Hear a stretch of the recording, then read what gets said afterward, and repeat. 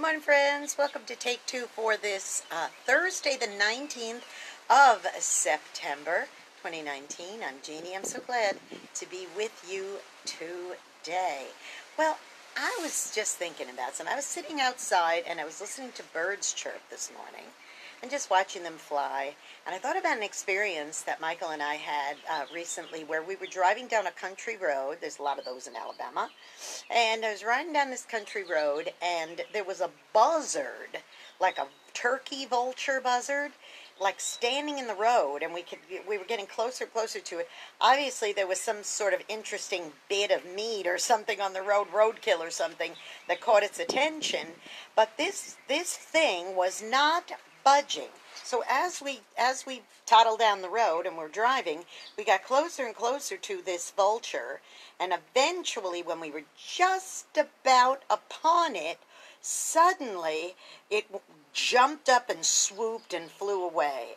But let me tell you something. If you have never seen something like a turkey buzzard, a vulture like that, up close and personal, you have no idea how big and scary those things are, because you see them usually in the distance. You'll see them way up on a wire or up in a tree or something like that, and not a lot of times do you see something like that very close. But our car was within inches of it when it finally decided to give up what it was doing and fly away.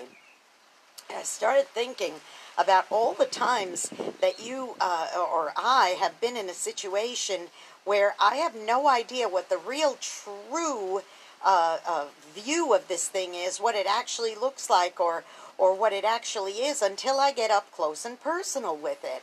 And sometimes you can get up close and personal and discover that something is a lot smaller than you thought it was, or maybe a lot bigger than you thought it was. I was talking to somebody not too long ago who had been to France recently and had gone to the Louvre Museum and saw the Mona Lisa.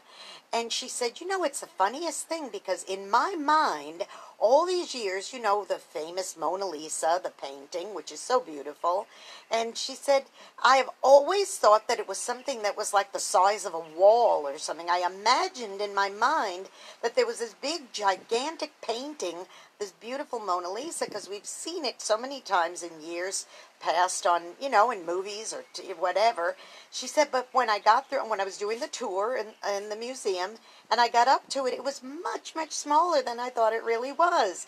I didn't know the truth about it until I got up close and personal. And that's how it is a lot of times with troubles and issues that we have in our lives.